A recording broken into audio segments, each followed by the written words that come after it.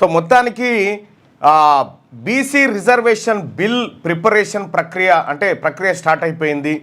రాష్ట్ర ప్రభుత్వం బిల్ను ప్రిపేర్ చేసే పనిలో బిజీగా ఉంది. అయితే కొంతమంది వ్యక్తులు బయట వ్యక్తులు కొంత బిల్ గురించి మాట్లాడినప్పటికీ అదంత పారదర్శకంగా లేదనేది మెజార్టీ వర్గాల అభిప్రాయం మేరకు సో ప్రభుత్వమే ఒక బీసీ రిజర్వేషన్ బిల్ను ప్రవేశపెట్టబోతా ఉంది.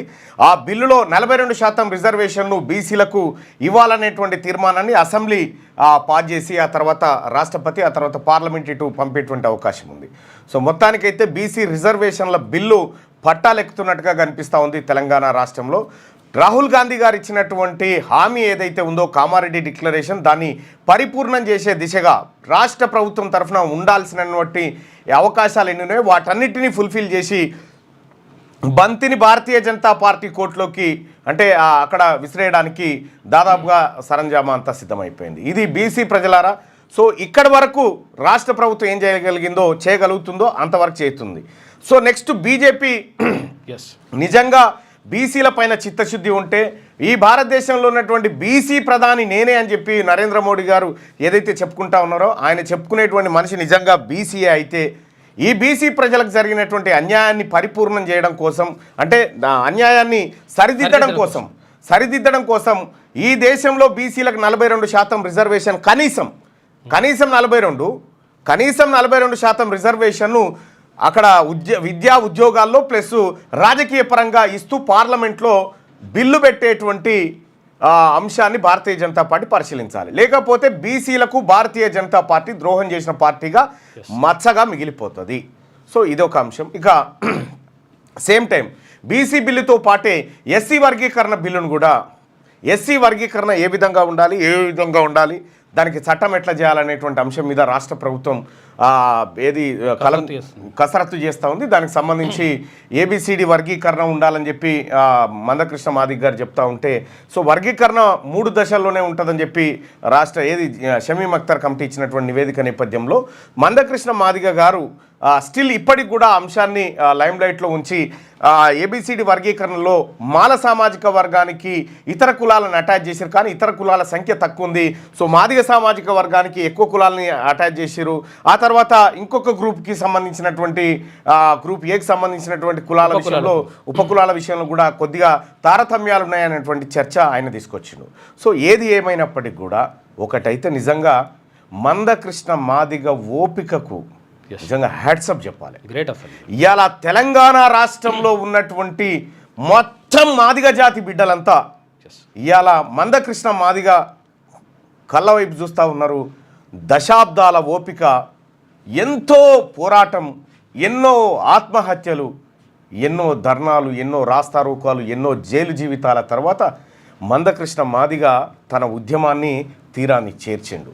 ఇవాళ వర్గీకరణ అనేటువంటి ఉద్యమంలో సుప్రీంకోర్టు కూడా వర్గీకరణ చేసుకోవచ్చు అనేటువంటి మాట చెప్పిన పరిస్థితుల్లో మందకృష్ణ మాదిగ ఎక్కడ అవకాశం ఉన్నా తన వాదాన్ని నిలబెట్టడం కోసం అనేక ప్రయత్నాలు చేసిండు. అటు రాజశేఖర్ రెడ్డి ఉన్న సమయంలో ఆయన ద్వారా చేపించాలనుకుండు, చంద్రబాబు ద్వారా చేయించాలనుకుండు, నరేంద్ర మోడీ ద్వారా కూడా ఆఖరికి నరేంద్ర మోడీ సభలో కన్నీళ్లు పెట్టుకొని నా జాతి ఇంకెన్ని రోజులు ఈ అవస్థలు పడాలని చెప్పి అనేకమైనటువంటి ఉద్యమాలు చేసిండు. సో మొత్తానికి మందకృష్ణ మాదిగ చేసినటువంటి పోరాటం ఫలించి చట్ట రూపంలో ఇక్కడ రాబోతా కళ సాకారం కాబోతా ఉంది. మందకృష్ణ మాదిగ పోయేటువంటి జర్నీలో చాలా మంది పడవలు దిగి వెళ్ళిపోయారు, ఎక్కడోడక్కడ వెళ్ళిపోయాడు. కానీ ఒంటరైనా సరే కానీ తన సమాజాన్ని ఎంట పెట్టుకొని పోయిండు తప్ప తను దిగలే, తను కాడి ఎత్తేసిన వాళ్ళు ఎక్కడోడక్కడ వెళ్ళిపోయి ఇవాళ తీరం చేరగానే నేనే చేసిన అని మళ్ళా ఎంటర్ అవుతూ ఉన్నారు. సరే అది వేరే కార్యక్రమం. ఎందుకంటే మందకృష్ణ మాదిగ లేని ఈ రిజర్వేషన్ పోరాటం అసలు ఊహించలేదు. అది అసలు మందకృష్ణ మాదిగ వల్లనే సాధ్యమైంది. ఒక రకంగా మాదిగలకు ఆత్మగౌరవాన్ని 100% రైట్. వాస్తవానికి ఎన్ని చెప్పుకున్నా మందకృష్ణ మాదిగ ఏ రోజు కూడా గుండె నిబ్బరాన్ని కోల్పోలే. మాదిగ జాతిని చీల్చాలని మందకృష్ణ మాదిగ ఎంఆర్పిఎస్ ఉద్యమాన్ని ఖతం చేయాలని అనేక శక్తులు పనిచేసినాయి, రకరకాల వర్గాలను సృష్టించినాయి. బుడ్డోడు కానించి పెద్దోడు దాకా అందరు ప్రయత్నం చేసిరు, కానీ తను నిలబెట్టిండు. హ్యాట్సప్, మొనగాడు. వాస్తవం. మొనగాడు మందకృష్ణ మాదిగ ఇలా ఎవరి కాళ్ళు మొక్కిండా కాళ్ళ వేలబడ్డా కానీ తన జాతికి జరుగుతున్నటువంటి అన్యాయాన్ని ప్రపంచం ముందు పెట్టి న్యాయం జరిగే దిశగా తన ప్రయత్నాలు కొనసాగించాడు. That is Mandakrishna Madiga. మందకృష్ణ మాదిగ గురించి రాసుకుంటే ఒక 100 పుస్తకాలు రాయొచ్చు. ఎస్, తెలంగాణ రాష్ట్రానికి మొదటి ముఖ్యమంత్రి బీసీ ఉండాలని కోరుకున్నటువంటి వ్యక్తి మందకృష్ణ మాదిగ. అవును, అంత గొప్ప వ్యక్తి. మాదిగల కోసమే కాదు, సామాజిక ఉద్యమాలన్నింటిలో ఉన్నాడు ఆయన. అగ్రవర్ణాలకు జరిగిన అన్యాయంలో కూడా ఆయనే ముందున్నాడు. బాధితులు ఎవరంటే వాళ్ళ పక్షాన. సో మందకృష్ణ మాదిగ గారు ఏదైతే ఈ ఎంఆర్పిఎస్ పోరాటం చేసిండో, ఈ పోరాట ఫలితంగానే ఇలా కనీసం మాదిగల ఇళ్లల్లో కొంత ఆనందాలు వచ్చినాయి. ఇవాళ తెలంగాణ రాష్ట్రంలో ఉన్నటువంటి మాదిగ బిడ్డలంతా మందకృష్ణ మాదిగకు కృతజ్ఞతను చూపిస్తూ ఉన్నారు. మా కోసం కొట్లాడినావు నువ్వు, మా జాతుల కోసం కొట్లాడినావు, అనేక సార్లు అవమానాలు ఎదుర్కొన్నావు, ఎంతోమంది అవమానించినా కూడా ఒకడొకడు నడిమిట్లా కొనేలకు ముందుకే ఇడిచిపెట్టి ఎక్కడోడు అక్కడ పోయిండు. ఎక్కడోడు అక్కడ పోయి తీరా ఇయ్యాల నా వల్లనే ఇది జరిగిందని దొంగ మాటలు చెప్తా ఉన్నారు కొంతమంది. కానీ వాళ్ళకు మార్కెట్లో ఏమీ లేదు, ఏం కథ లేదు. ఇక ఓవైపు మందకృష్ణ మాదిగ అన్న ఉద్యమం తీరాన్ని చేరింది, మరోవైపు బీసీ ఉద్యమం తీరాన్ని చేరాలి. బీసీ ఉద్యమం కూడా తీరాన్ని చేరడం కోసం అందరినీ, ఈ తెలంగాణ రాష్ట్రంలో ఉన్నటువంటి బీసీల మంచి కోరే ప్రతి ఒక్కరిని కలుపుకోవాల్సినటువంటి తరుణం ఇది. సో ఈ ఉద్యమాన్ని కూడా దెబ్బకొట్టడానికి, ఈ ఉద్యమంలో కూడా జొరబడడానికి రకరకాల వ్యక్తులు వస్తూ ఉంటారు, పోతూ ఉంటారు. అటువంటి వ్యక్తుల వల్ల అంటే వాళ్ళ జాతులకే న్యాయం చేయలేనటువంటి వ్యక్తులు కూడా దీనికోసం ప్రయత్నం చేస్తూ ఉంటారు. సరే, అది వేరే టాపిక్. కానీ బీసీ ప్రజలారా, కొంతమంది దళారులు, కొంతమంది నయవంచకులు, కొంతమంది పగటేసగాళ్ళు వస్తారు. ఆ పగటేసగాళ్ళ దుకాణాలను మనం ఎప్పటికప్పుడు అబ్జర్వ్ చేస్తూ ఉండాలి. ఎందుకంటే ఆడో డబ్బా తెరుచుకొని తయారున్నారు కదా. అయ్యో మరి బీసీ ఉద్యమం వస్తే మరి మా డబ్బాలు ఏం కావాలంటే అటు దళితులు అనుకుంటే దళితుల కాడ మొత్తం మందకృష్ణ మాదిగ గారంట దళితులంతా ర్యాలీ అయిపోయారు. ఇక ఈ దుకాణాల గిరాకీ లేదు, ఏం చేయాలనేటువంటి సంశయంలో ఉన్నారు. సో తస్మాత్ జాగ్రత్తగా ఉండాలి ప్రజలారా. ఇటువంటి ఏది చీటర్లతోటి, కొంతమంది చీటర్లతోని బయటికి ఓ పెద్ద సూపర్ మ్యాన్ లెక్క కనిపిస్తూ ఉంటారు, కానీ లోపటంతా చీటర్లే ఉంటారు. అటువంటి వ్యక్తులతోని బీసీ ఉద్యమం చాలా తస్మాత్ జాగ్రత్తగా ఉండాలి. మరీ ప్రధానంగా తెలంగాణ ఉద్యమం ఏ తరీకాలోనైతే జరిగిందో, హింసకు తావు లేకుండా బీసీ ఉద్యమాన్ని కూడా అంతే వేగంగా ముందుకు తీసుకుపోయేటువంటి సమయమాసనమైంది. ఇవాళ ఎమ్మెల్సీ ఎన్నిక, ఇవాళ వెలుగు పేపర్లో ఒక ఆర్టికల్ చూడాలి మనం. టీచర్ మహాశైలారా, ఏది రేపు ఓటేయబోతున్నటువంటి టీచర్ మహాశైలారా,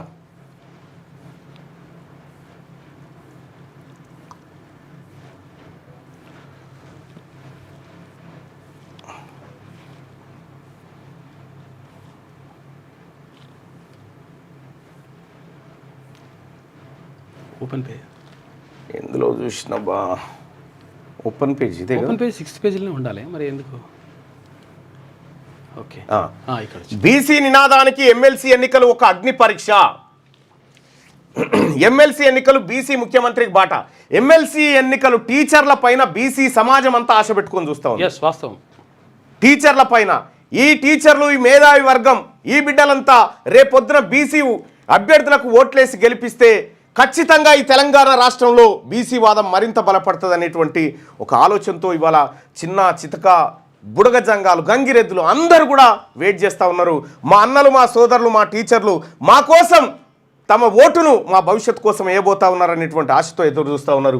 ఇది అత్యంత కీలకమైనటువంటి పట్టభద్రుల వైపే చూస్తున్నారు మొత్తం టోటల్గా. అటు పట్టభద్రులు, ఇటు టీచర్లు కూడా అందరు కూడా ఇలా ఎక్కడ చూసినా కూడా ఒకటైతే మంచి జరిగింది. ఎక్కడ అయ్యా మాకు ఇవి లేవు, ఏది యూనియన్లు లేవు, మేము ఫస్ట్ టైం బీసీ వాదానికి ఓటేయబోతున్నాం అనేటువంటి విషయాన్ని వాళ్ళు చెప్తూ ఉంటే నిజంగా కడుపు నిండినంత పని అవుతాం. ఒకటి అబ్జర్వ్ చేసిన మొన్న గొల్లగట్టు జాతరకు సంబంధించి గతంలో మొత్తం కూడా అంటే గత 50-70 సంవత్సరాల నుంచి కూడా ఎప్పుడు కూడా మీదనేమో పలానోళ్ళ ఫోటోలు,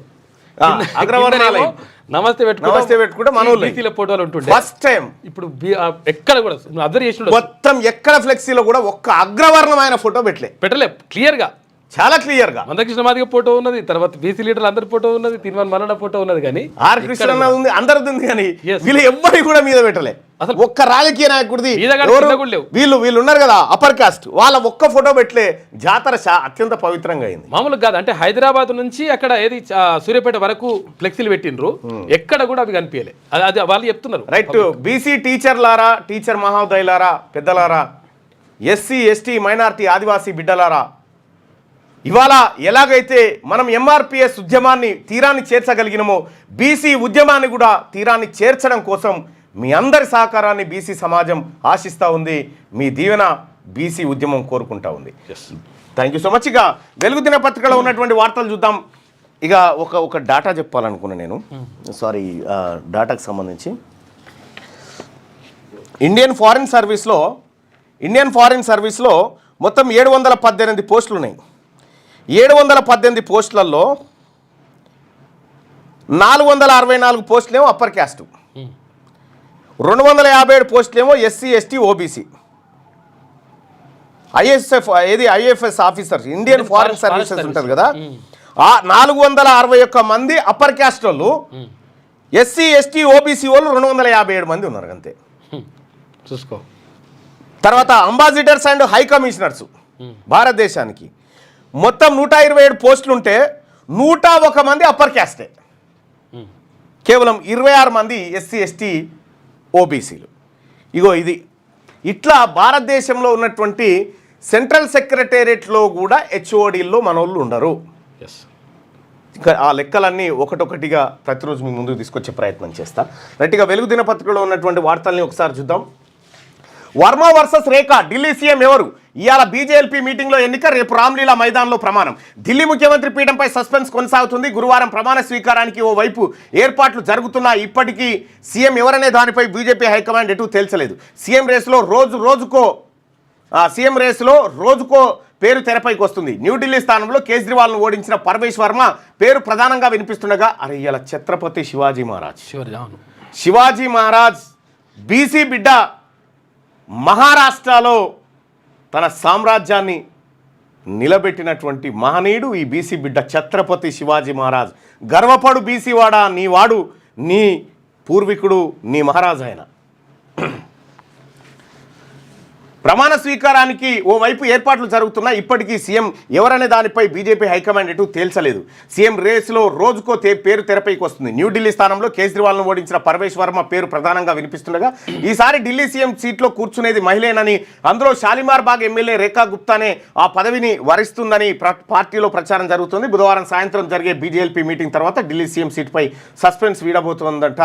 ఒక వార్తను చూస్తాను. ఢిల్లీ సీఎం ఎవరు కాబోతున్నారంటే వీళ్ళిద్దరి మధ్యలో ఉంటుందని చెప్పి ఒక క్వశ్చన్ మార్క్తో ఒక వార్త. వర్మ వర్సెస్ రేఖ, వర్మ లేకపోతే రేఖ, ఇద్దరు అప్పర్ క్యాస్ట్కి సంబంధించినటువంటి వాళ్ళే.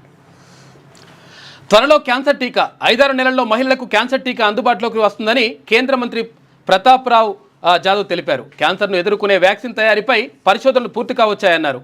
దీన్ని మొదట 9 ఏళ్ల నుంచి 16 ఏళ్ల బాలికలకు ఇస్తామని చెప్పిండు. రైట్. క్యాన్సర్ టీకా త్వరలో రాబోతుందంటూ ఒక వార్త, అదొక గొప్ప పరిణామం అది. రైట్గా దర్జాగా నీళ్ల దోపిడీ 2014 నుంచి కేటాయింపులకు మించి ఎత్తుకోపోతున్న ఏపీ. పక్కా లెక్కలు తీసిన రాష్ట్ర అధికారులు ట్రిబ్యునల్ ముందు వాదనలకు రెడీ. కృష్ణా నుంచి 5 ఏళ్లలో ఏటా అదనంగా 100 పైగా టీఎంసీల తరలింపు. 2018 నుంచి మరింత రెచ్చిపోయిన ఏపీ. 2019, 20, 21, 22లో అదనంగా 70% పైగా వాడకం. 2024లో ఇప్పటిదాకా 75% పైగానే మళ్లింపు. 11 ఏళ్లలో ఒకసారి కూడా మన కోట నీళ్లు మనకు దక్కలే. నేటి నుంచి ట్రిబ్యునల్ విచారణ, లెక్కలను ముందు పెట్టనున్న తెలంగాణ అంటూ ఒక వార్త. విడిపోయిన తర్వాత కూడా అదే నీళ్ళ దోపిడీ ఏపీది. కృష్ణా నీళ్లను ఏపీ అడ్డంగా దోచుకోపోతున్నది. 11 ఏళ్లలో కరువు సంవత్సరాలు సహా ఏటా కోటాకు మించి నీటిని తోడేసుకున్నది.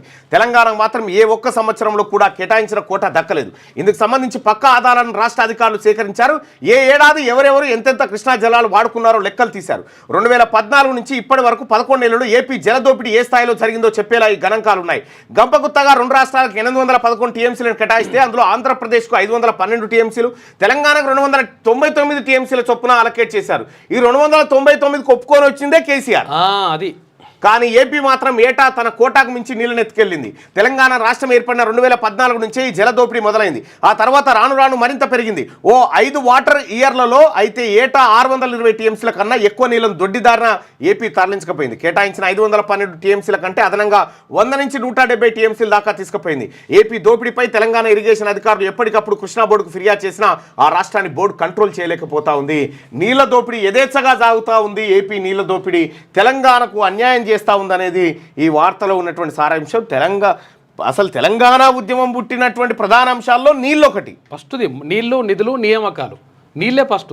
ఈ నీళ్లు సరే. ఇప్పుడు తెలంగాణ జలాల్లో తెలంగాణకు దక్కాల్సిన వాటా ఏపీ ఎత్తుకపోతుందని చెప్పి మనం ఒకటి అనుకుంటున్నాం కదా. సో బడ్జెట్ కేటాయింపుల విషయంలో కూడా బీసీ ఎస్సీ ఎస్టీలకు దక్కాల్సినటువంటి బడ్జెట్ కేటాయింపులు ఎవరు ఎత్తుకపోతున్నారు అనేది ఒకసారి చూద్దాం. రైట్, ఇక్కడ budget allocation for OBC SC ST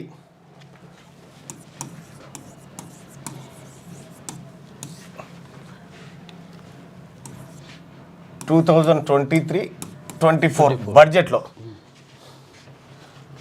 29లో 2019 విషయం తీసుకుందాం. 2019లో 2020 2021 22 23 ఇక్కడ మనం ఒకసారి గమనిస్తే ఎస్సీలకు 6075 కోట్లు. ఏది కేంద్ర ప్రభుత్వం, ఇది రాష్ట్ర ఏది schemes like pre matric, post matric, NBCF, DC fellowship etcetera 6075 కోట్లు ఎస్సీలకు. ఎస్టీలకు 6847 కోట్లు. బీసీలకు వచ్చేసి 1783 కోట్లు. ఇక ఇక్కడ ఆర్జీఎన్ఎఫ్ అవి ఉంటాయి అన్ని. ఆ తర్వాత 6115 కోట్లు, 5472, 1507. ఇక 2021 చూసుకుంటే 2021-22లో 7807, ఎస్టీలకు 6126, ఓబీసీలకు 1780. 2022లో 22-23లో 9285, 8406, 1773. ఇక 23-24లో 7412, 7529, 1838. ఇక్కడ బీసీలకు పెట్టిన ఖర్చు చూడండి. బడ్జెట్ కేటాయింపుల్లో కేంద్రంలో కూడా ఎస్సీలకు స్కాలర్షిప్ల కోసం, తర్వాత ఇతర ఫెలోషిప్ల కోసం గింత ఖర్చు పెడితే బీసీలకు 1783 కోట్లు, ఎస్సీలకు ఇంత. అప్పర్ కాస్ట్కు ఇక విపరీతంగా పెట్టుకో మామూలుగా. సో బీసీల జనాభా ఎంత, బీసీలకు దక్కుతుంది ఎంత. మరి ఏపీ నీళ్ళు ఎత్తుకపోతుందని మరి ఈ నిధులు ఎవరు ఎత్తుకపోతా ఉన్నారు? 60% ఉన్న జనాభాకు 100 కోట్ల. 60% ఉన్న జనాభాకు 1500 కోట్లు. ఎంత? 140 కోట్ల 60% అంటే చూసుకో. ఇవి అయితే ఇక్కడ అనిల్ అంబానీకి నాకున్న సమాచారం ప్రకారం అనిల్ అంబానీ ఉన్నాడు కదా, ఈయన 49,000 కోట్లు ఏమో అప్పు చేసిండు బ్యాంకులలో. 49,000 కోట్లు ఏమో అప్పు చేసిండు. అప్పు చేస్తే కేంద్ర ప్రభుత్వం ఏం చేసిందంటే ఇటు పేదవాడు కట్టలేడు అని ఇందులో 46,000 కోట్లు మాఫీ చేసింది. చూసుకోయిగా 46,000 కోట్ల రూపాయలు ఇతను పేదవాడు అనిల్ అంబానీ కట్టలేడని చెప్పి మాఫీ చేసింది. బీసీలకు, మొత్తం భారతదేశంలో ఉన్నటువంటి బీసీల విద్యార్థులకు స్కాలర్షిప్ లీడ్ కోసం 9,000 కోట్లు ఖర్చు చేసింది. చూసుకోయి లెక్క. ఒక మనిషి కోసం ఎంత ఖర్చు చేసింది, మొత్తం ఈ దేశంలో ఉన్న బీసీల కోసం ఎంత ఖర్చు చేసింది, బీసీ బిడ్డలకు. అది లెక్క. ఇది నీతి జాతి.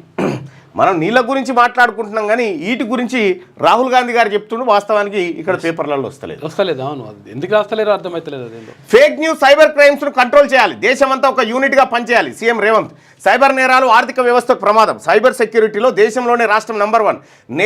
సైబర్ నేరాల దర్యాప్తు కోసం కొత్తగా 7 పోలీస్ స్టేషన్లు ఏర్పాటు చేసినాం. సైబర్ సెక్యూరిటీ సొల్యూషన్స్ కోసం ఎకోసిస్టమ్ వ్యవస్థ ఏర్పాటు చేస్తున్నట్టు ప్రకటన. షీల్డ్ 2025 సదస్సులో పాల్గొన్న సీఎం రేవంత్, మంత్రి శ్రీధర్ బాబు. ప్రస్తుతం సోషల్ మీడియాలో విస్తృతంగా వ్యాప్తి చెందుతున్న ఫేక్ న్యూస్, డీప్ ఫేక్ సమాజంలో అలజడి సృష్టిస్తున్నాయని, వీటికి అడ్డుకట్ట వేయాల్సిన అవసరం ఉందని సీఎం రేవంత్ రెడ్డి అన్నారు. జరగని నేరాలు జరిగినట్టు, జరగని దాడులు జరిగినట్టు సోషల్ మీడియాలో ప్రచారం చేస్తున్నారని, వీటిని కంట్రోల్ చేసేందుకు పకడ్బందీ చర్యలు అవసరమని పేర్కొన్నారు. సైబర్ నేరాలు ఆర్థిక వ్యవస్థకు అత్యంత ప్రమాదకరమని, వీటిని పూర్తి స్థాయిలో నియంత్రించాలని అన్నారు. లేదంటే దేశంలోని పౌరులకు ఆర్థిక వ్యవస్థకు ఎనలేని నష్టం వాటిల్లే ప్రమాదం ఉందని హెచ్చరించారు. ఒకప్పుడు ఇంట్లో దొంగలు జొరబడి దోచుకున్న సొమ్మును దొంగిలించేవారు, కానీ ఇప్పుడు ఎక్కడో ఉండి డబ్బులు కొట్టేస్తున్నారు. ఎక్కడి నుంచి ఎవరు చేశారో గుర్తించడం కూడా పెద్ద సవాల్గా మారింది. అడ్డు అదుపు లేకుండా చెలరేగుతూ రోజుకో తీరుగా మోసాలకు పాల్పడుతున్న సైబర్ నేరగాల నియంత్రణకు ఐటీ సంస్థలు నిపుణులతో కలిసి నిబద్ధతతో పనిచేస్తున్నామని చెప్పి ఇక్కడ ఫేక్ న్యూస్, మీరు చూడండి చాలా ఇంటర్వ్యూలు, ఆయన ఎవరో నా గురించి మాట్లాడండి అనుకో, పొడిచి చంపేస్తా అన్నట్టుగా ఇట్లా థంబ్నైల్స్, ఫేక్ న్యూస్, ఫేక్ ప్రచారాలు అనేకం చేస్తూ ఉంటారు. అయితే మళ్ళీ అది క్లిక్ చేసి లోపలికి పోతే అది ఉండదు, ఆ కింద కామెంట్ అది ఏదిరా నీ పెట్టింది ఏంది, ఇక్కడ ఉన్నది ఏందిరా అని వాడు తిడుతుంటాడు. అంటే విషయం ఏంటంటే ఈ ఫేక్ న్యూస్ అయితేనే ఎక్కువ ప్రచారం జరుగుతుంది, ఎక్కువ ఫాస్ట్గా పోతుంది, నెగిటివ్ న్యూస్ అనేటువంటి ఒక ఆలోచన. ఆ ఆలోచన వాళ్ళ ఛానల్స్ కొంపముస్తుంది ఏదో ఒక రోజు. ఎందుకంటే యూట్యూబ్ ఇప్పటికే ఒక నిర్ణయం తీసుకుంది, ఫేక్ థంబ్నైల్స్కి లోపల ఉన్న కంటెంట్కి సంబంధం లేకపోతే దాని మీద యాక్షన్ తీసుకోవాలని యూట్యూబ్ ఇండియా ఇప్పటికే చర్యలు ప్రారంభించింది. సో అట్లా సంస్థలే అటు ఫేస్బుక్ కానీ, ట్విట్టర్ కానీ, ఇంకోటి కానీ ఫేక్ న్యూస్ స్ప్రెడ్ కాకుండా ఎక్కడికక్కడ వాళ్ళు నియంత్రణ చేయాలి. వాళ్ళతో పాటు రాష్ట్ర ప్రభుత్వాలు, దేశంలో ఉన్నటువంటి సైబర్ సెక్యూరిటీ సంస్థలు కూడా నియంత్రణ చేస్తే అది సాధ్యమవుతుంది. తాగే నీళ్లతో కార్లు కడిగితే 5,000 రూపాయల ఫైన్. సమ్మర్లో డ్రింకింగ్ వాటర్ వేస్ట్ చేస్తే భారీగా పెనాల్టీ విధిస్తామని బెంగళూరు వాటర్ బోర్డు ప్రకటించింది. కార్లు కడిగేందుకు, గార్డెనింగ్కు, ఫౌంటైన్లు, ఇతరత్ర సరదా పనులకు తాగునీటిని వినియోగిస్తే 5,000 రూపాయల జరిమానా విధిస్తామని చెప్పింది. తాగే నీళ్లతో కార్లు కడిగితే 5,000 ఫైన్. వాటర్తో కార్లు కడుతున్నారు ఓ రకంగా ఆడ. ఇవాటి నుంచే ఛాంపియన్స్ ట్రోఫీ, ప్రతిష్టాత్మక ఐసీసీ ఛాంపియన్స్ ట్రోఫీకి రంగం సిద్ధమైంది. 8 జట్లు బరిలో నిలిచిన ఈ టోర్నీ బుధవారం మొదలు కానుంది. అయితే కరాచీలో జరిగే తొలి మ్యాచ్లో పాకిస్తాన్, న్యూజిలాండ్ జట్లు తలపడనున్నాయి. రైట్గా 1 కోటి రేషన్ కార్డులు పాతవి కొత్తవి కలిపి ఇవ్వాలని ప్రభుత్వం నిర్ణయం. బార్ కోడ్ లేదా క్యూఆర్ కోడ్తో పోస్ట్ కార్డు సైజులో ఉండే ఛాన్స్. మహిళల పేరు మీదే కార్డు ఉంచేందుకు ఏర్పాట్లు. ఓవైపు సీఎం, సివిల్ సప్లై మంత్రి ఫోటోలతో పాటు ప్రభుత్వ లోగో, కుటుంబ సభ్యుల పేర్లు, details, address, ration shop number, ఇతర వివరాలు కూడా ఉంటాయట. రాష్ట్రంలో 1 కోటి రేషన్ కార్డులను పంపిణీ చేసేందుకు ప్రభుత్వం సిద్ధమవుతున్నది. ఇప్పుడు వస్తున్న రేషన్ దరఖాస్తులకు కొత్త కార్డులను ఇవ్వడమే కాకుండా మార్పులు చేర్పులు అవుతున్న పాత కార్డుల స్థానంలో కొత్తవి ఇవ్వాలని సూత్రప్రాయంగా నిర్ణయించింది. దీంతో వచ్చే నెలలో కొత్తవి పాతవి కలిపి దాదాపు 1 కోటి రేషన్ కార్డులను పంపిణీ చేసేలా ప్లాన్ చేస్తున్నది. గత పాత రేషన్ కార్డుకు కొంచెం తక్కువలో పోస్ట్ కార్డు సైజులో కొత్త రేషన్ కార్డు డిజైన్ ఉండేలా చూస్తున్నది. ముందుగా ఎన్నికల కోడ్ లేని ఉమ్మడి మహబూబ్ నగర్, రంగారెడ్డి, హైదరాబాద్ జిల్లాలో పంపిణీకి ఏర్పాట్లు చేస్తున్నది. ఉమ్మడి ఏపీలో 2005లో రేషన్ కార్డుల డిజైన్ ఫైనల్ చేసి కుటుంబ వివరాలతో కూడిన ఫోటో ముందు వైపు card number, ration shop number, ఇంటి అడ్రస్, ఇతర డీటెయిల్స్ను వెనక వైపు పొందుపరిచారు. తెలంగాణ ప్రత్యేక రాష్ట్రం వచ్చిన తర్వాత కొన్ని కొత్త రేషన్ కార్డులు మంజూరు చేశారు. అయితే కేంద్ర ప్రభుత్వం ఫుడ్ సెక్యూరిటీని తీసుకొచ్చింది. అయితే ఇక్కడ కొత్తవి 1 కోటి రేషన్ కార్డులు ఇస్తారట. ఈ 1 కోటి రేషన్ కార్డులు కొత్తవి పాత కలిపి కొత్త కార్డులు ఇస్తారట. పాత రేషన్ కార్డుల ప్లేస్లో కొత్త ఇస్తారట. దాని మీద మీ ఇంటి మహిళ పెద్ద ఎవరైతే ఉంటారో ఆమె ఫోటో, ఆ తర్వాత కుటుంబ సభ్యుల వివరాలు ఉంటాయట.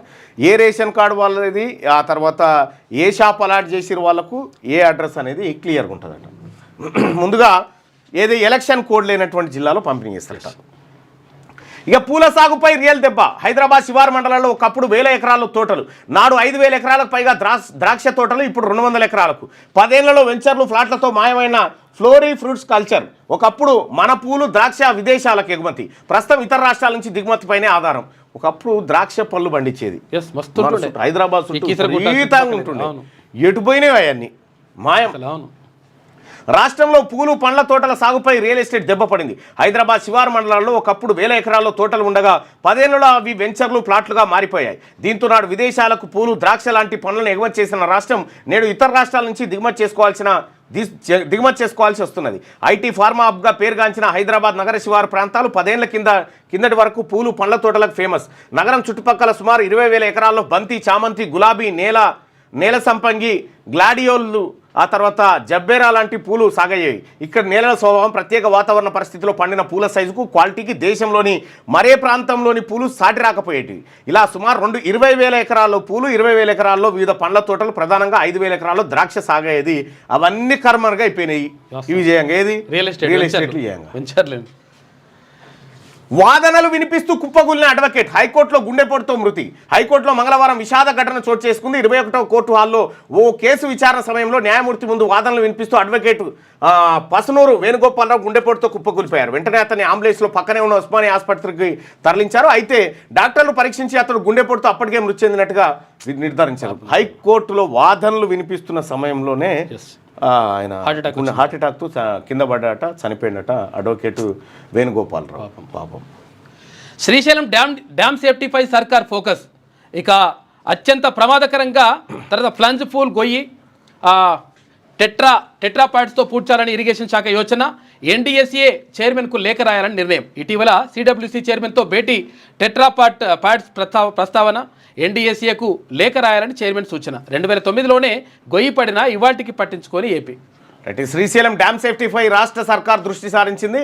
ఆ డ్యామ్ ప్లంజ్ పూల్లో పడిన భారీ గొయ్యిని పూడ్చేందుకు నడుం బిగించింది. 2009లో వచ్చిన భారీ వరదలకు 47 మీటర్ల లోతు, 400 మీటర్ల వెడల్పుతో ఏర్పడిన ఈ గొయ్యిని పూడ్చి డ్యామ్ను కాపాడేందుకు ఇప్పటి వరకు ఏపీ ఎలాంటి చొరవ చూపలేదు. అప్పటి నుంచి ఏటికేడాది గొయ్యి డ్యామ్ వైపున పెరుగుతున్నది. కొన్నాళ్ల క్రితం చేసిన స్టడీలో తేలింది. ఈ నేపథ్యంలోనే దాన్ని అలాగే వదిలేస్తే డ్యామ్ మనగడకే ముప్పు ముంచుకొస్తున్నదన్న ఆందోళనలు వ్యక్తమవుతున్నాయి. దీంతో ఈ విషయంలో మన అధికారులే చొరవ తీసుకోవాలని నిర్ణయానికి వచ్చిరట.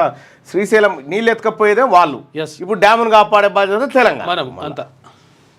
నీ బుర్రలో చెత్తనంతా బయట పెట్టినావు. యూట్యూబర్ అల్బాబాదియాపై సుప్రీంకోర్టు తీవ్ర ఆగ్రహం. పాపులారిటీ ఉంది కదా అని నోటికొచ్చిందల్లా మాట్లాడేందని ఫైర్. అరెస్ట్ చేయొద్దని పోలీసులకు ఆదేశం. ఐజీఎల్ యూట్యూబ్ కామెడీ షో సందర్భంగా పేరెంట్స్ సెక్స్పై వల్గర్ కామెంట్లు చేసిన యూట్యూబర్ రణ్వీర్ అల్హాబాదియాపై సుప్రీంకోర్టు తీవ్ర ఆగ్రహం వ్యక్తం చేసింది. మీరు ఉపయోగించిన పదాలు అక్కా చెల్లెలు, తల్లిదండ్రులు, ఆడబిడ్డలతో పాటు యావత్ సమాజాన్ని సిగ్గుతో తలదించుకునేలా చేస్తున్నాయని మండిపడింది. షో ద్వారా మీ బుర్రలో ఉన్న అసహ్యం కలిగించే చెత్త మాటలన్నీ బయట పెట్టారని కోర్టు అసహనం వ్యక్తం చేసింది. అంత చెత్తగా మాట్లాడేందుకు మీకు ఏమైనా ప్రత్యేక లైసెన్స్ ఉందా అని ప్రశ్నించింది. పాపులారిటీ ఉందని నోటికొచ్చిందల్లా మాట్లాడుడేందని ఫైర్ అయింది. అలాంటి భాషను ఎవరైనా ఇష్టపడతారా? ఇలాంటి వ్యక్తులను కోర్టులు ఎందుకు రక్షణ కల్పించాలని ప్రశ్నించింది. వాక్ స్వాతంత్రం, భావ ప్రకటనల స్వేచ్ఛ పేరుతో సమాజ విలువలకు నిబంధనలకు వ్యతిరేకంగా మాట్లాడే లైసెన్స్ ఎవరికీ లేదని సుప్రీంకోర్టు స్పష్టం చేసింది. పర్మిషన్ లేకుండా దేశం విడిచిపోదు. కమెడియన్ సమై రైనా ఆధ్వర్యంలోని Indian God challenge IGL show సందర్భంగా తల్లిదండ్రులను ఉద్దేశించి అలహాబాదీ అనుచిత కామెంట్లు చేసినట్ట అతన్ని సుప్రీంకోర్టు పొట్టు తిట్టింది. ఇట్లా ఈ షోలని పెట్టి ఆ షోలో విపరీతమైనటువంటి చాలా ఘోరం. కొండా సురేఖనైతే ఓడు అడగోలుగా తెచ్చిండు. ఇష్టం వచ్చినట్టుగా మాట్లాడుతున్నారు. సార్ నన్ను వదిలేస్తే మీకు 1000 రూపాయలకే ఐఏఎస్ సర్టిఫికేట్ ఇస్తా, 1,00,000 రూపాయలకే డిగ్రీ పీజీ ఇంజనీరింగ్ సర్టిఫికేట్ ఇస్తున్నట్టు ఒకడు పోలీసు వాళ్ళు అరెస్ట్ చేసిరు. నన్ను ఇడిచిపెడితే నీకు ఐఏఎస్ సర్టిఫికేట్ ఇస్తా సార్ 1000 రూపాయలకే అంటా ఉన్నాడు. ఇది తీన్మార్. ఇక ఆంధ్రజ్యోతిలో ఉన్నటువంటి వార్తలను ఒకసారి చూద్దాం. వన్డే సమరం నేటి నుంచే ఛాంపియన్స్ ట్రోఫీ. హాట్ ఫేవరెట్గా భారత్ రేపు బంగ్లాతో తొలిపోరు. ఆదివారం పాకిస్తాన్తో. వివరాలు స్పోర్ట్స్ పేజీలో ఆంధ్రజ్యోతిలో మనం చూడొచ్చు. ఇక సైబర్ నేరాలతో సమాజానికి ముప్పు. రోజుకో కొత్త రూపంలో సైబర్ నేరగాళ్ల మోసాలు. గతేడాది దేశవ్యాప్తంగా 22,812 కోట్ల రూపాయల దోపిడీ. సోషల్ మీడియాలో అవాస్తవాల వ్యాప్తి. అడ్డుకట్ట వేయకపోతే ఆర్థిక వ్యవస్థకు నష్టం. సైబర్ నేరాల కట్టడిలో role model Telangana. Cyber security సదస్సులో సీఎం రేవంత్ రెడ్డి మాట్లాడిండు. సాగు ఏఐలతో బ్రెజిల్లో బ్రెజిల్తో ఒప్పందం, తర్వాత ఎంవైఓ కుదుర్చుకున్నారు. ఐఓఎస్ దిగజారుతున్న కొందరు ఐఏఎస్ల తీరు. ఒకప్పుడు ప్రజోపయోగమే పరమావధి, ఇప్పుడు నాయకులతో అంటగాగడమే విధి. ఒకప్పుడు పథకాల రూపకల్పనకు పెద్దపీట, ఇప్పుడు ఆస్తులను కూడబెట్టుకోవడానికే స్కెచ్. ప్రభుత్వ భూములు ధారాదత్తం చేయడానికి ప్లాన్లు, అక్రమాన్ని సక్రం చేయడానికి తరుణోపాయాలు. కొందరు ఐఏఎస్లకు ఏజెంట్లు, రహస్య పెట్టుబడులు. నాయకులతో కుమ్మక్కై ఆదాయార్జనపైనే దృష్టి. నిజాయితీగా పనిచేసే వారిపై నాయకుల చిన్న చూపు.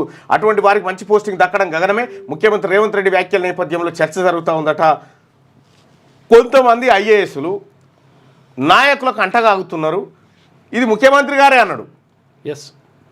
జర ఆఫీసులు ఇడిచిపెట్టండి, ప్రజల్లోకి పోండి, ఈ లేజీతనం పనికిరాదు అని చెప్పి సీరియస్గా వార్నింగ్ ఇచ్చిన పరిస్థితుల్లో ఇప్పుడు అయితే వాస్తవానికి చాలామంది కదులుతలేదు ఆఫీసులకి.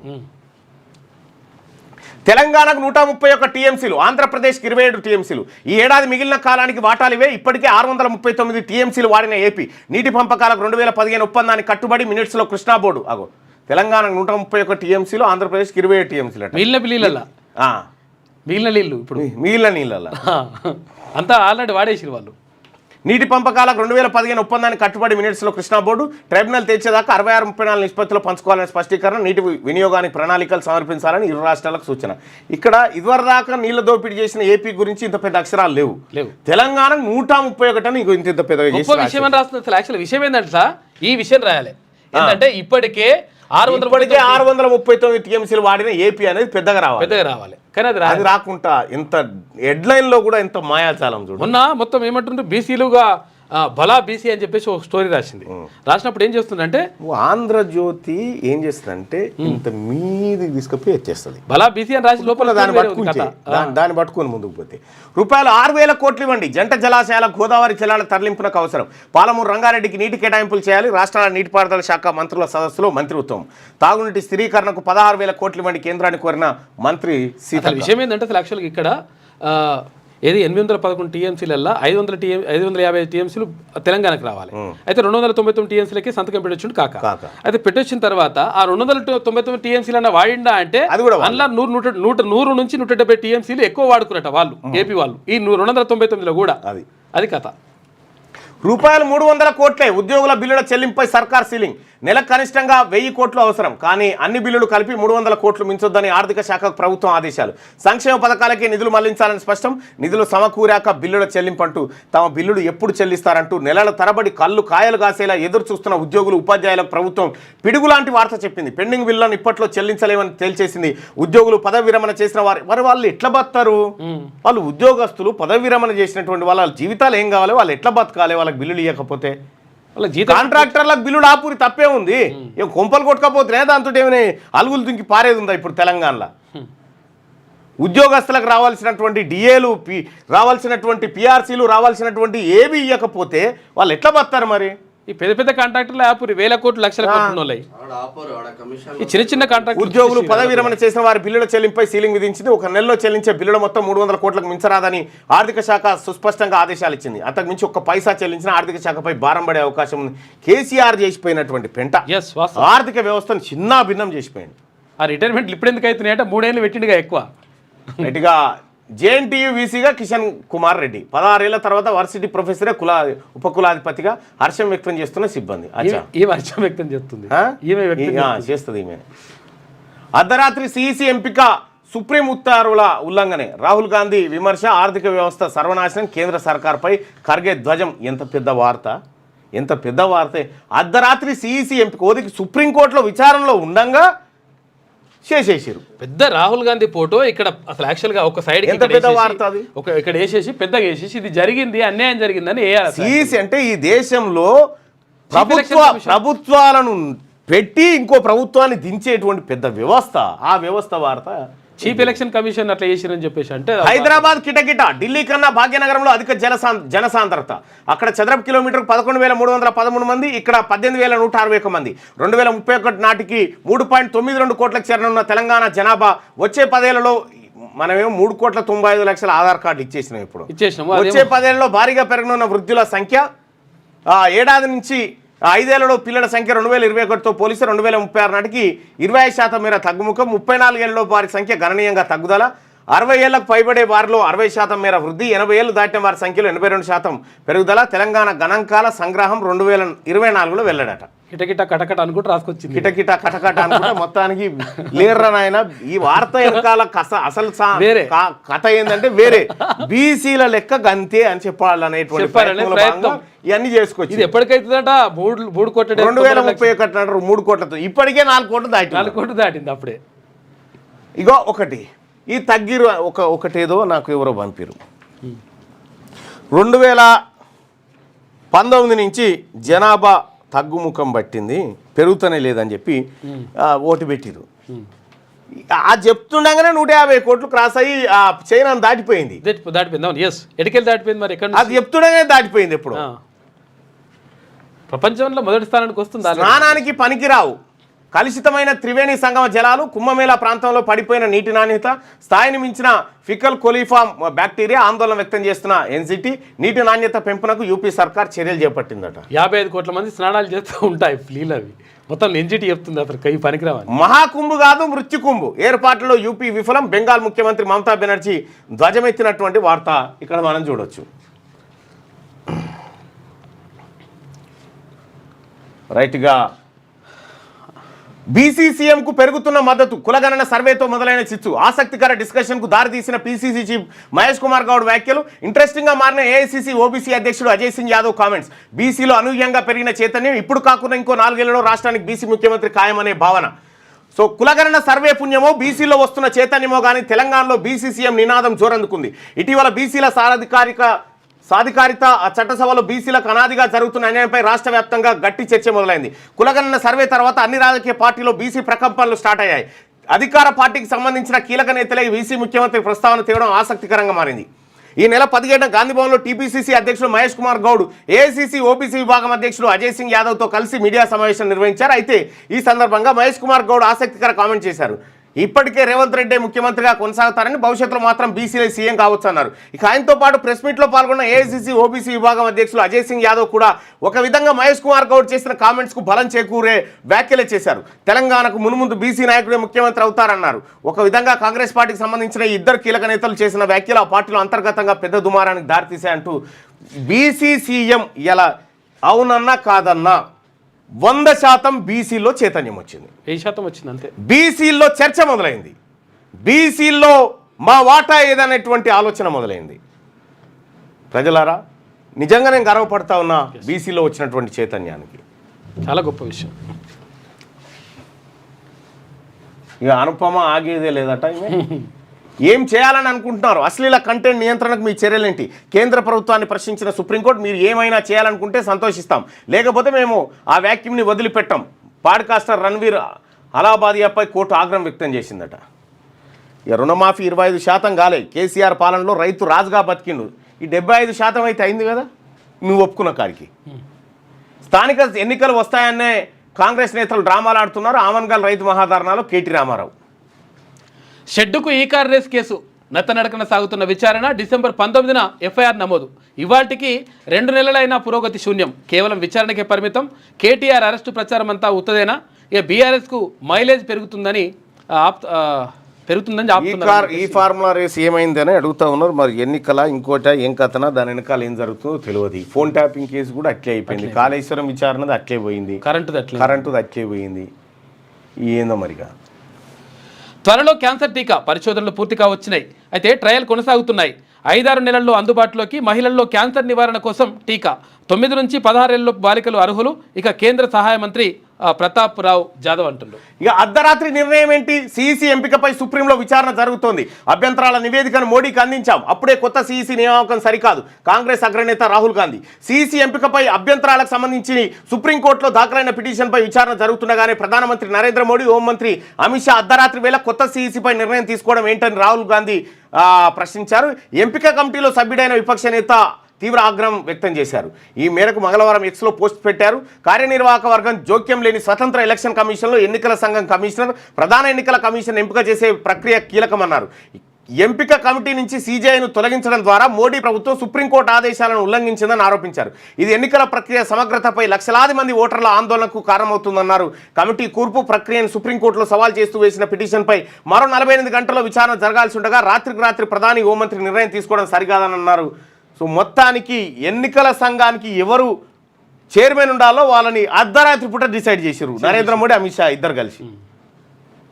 ఇది అన్యాయం అనేది రాహుల్ గాంధీ మాట. ఇక సమస్యలు పరిష్కరిస్తాం, సీఎం హెల్త్ మినిస్టర్తో చర్చిస్తా, ఆర్ఎంపీ పీఎంపీలకు పీసీ చీఫ్ మహేష్ కుమార్ గౌడ్ హామీ. సైబర్ సేఫ్టీలో నెంబర్ 1 తెలంగాణను మార్చేందుకు కలిసి పనిచేద్దాం. అయితే సైబర్ మోసాలతో ఆర్థిక వ్యవస్థకు ముప్పు, సోషల్ మీడియాతోనూ ముప్పు, తప్పుడు పోస్టులు, గందరగోళం. అయితే సొల్యూషన్స్ కోసం వనరులను సమకూర్చుతున్నాం. తెలంగాణ సెక్యూర్ బిజినెస్ హబ్గా మార్చాలి. అయితే షీల్డ్ 2025 ప్రారంభోత్సవంలో సీఎం రేవంత్ రెడ్డి మాట్లాడాడు. రైట్గా ఎమ్మెల్సీగా ఛాన్స్ ఇవ్వండి, పీఆర్సీ డిఏల కోసం కొట్లాడతా, జీపీఎఫ్ మంజూరుకు కృషి చేస్తా, రిటైర్మెంట్ బెనిఫిట్స్ అందేలా చూస్తా. తనను కలిసిన టీచర్లతో మల్కా కొమరయ్యకు జాజుల శ్రీనివాస్ గౌడ్ మద్దతు ప్రకటించిన టీఎస్సీ, ఎస్టీయు, ఎస్సు, టీటీయు. మొత్తము పీఆర్టీలో ఉన్న జిల్లా అధ్యక్షులు కూడా రాజీనామా చేసి మల్కా కొమరయ్యకు మద్దతు ఇస్తా ఉన్నారు. ఓ రకంగా పీఆర్టీ రెండుగా చీలిపోయింది ఆడ. ఎస్, సో పార్టీలకు అతీతంగా మల్కా కొమరయ్యకు ఆడ మద్దతు ఇస్తా ఉన్నారు. ఈ స్థానంలో మల్కా కొమరయ్య గెలుపు సునాయాసమే కావచ్చు. మేబీ కరీంనగర్, నిజామాబాద్, ఆదిలాబాద్, మెదక్ సంబంధించినటువంటి టీచర్ల ఎమ్మెల్సీ. ఇక బాబోయ్ ఎండలు ఫిబ్రవరిలోనే సూర్యప్రతాపం 10 గంటల నుంచే మండుతున్న ఎండలు, 30 డిగ్రీలకు పైగా ఉష్ణోగ్రతలు నమోదు, ఏప్రిల్ మే నెలలో ఇంకా పెరిగే అవకాశం ఉందంటూ ఒక వార్తను చూస్తున్నాం. ఇవి శనార్థి తెలంగాణలో ఉన్నటువంటి వార్తలు. అయితే ఇక మిగతా వార్తల్ని మన మిత్రులు అందజేస్తాం. సూర్య एक है